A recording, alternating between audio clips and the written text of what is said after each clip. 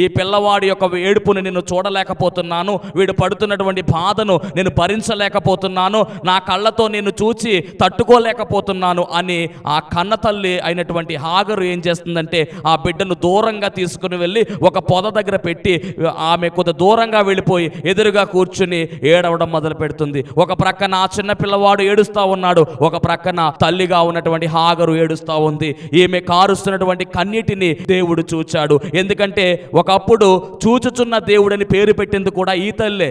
దేవునికి స్తోత్రం. ఇదంతా కూడా మరి చాలా చరిత్ర.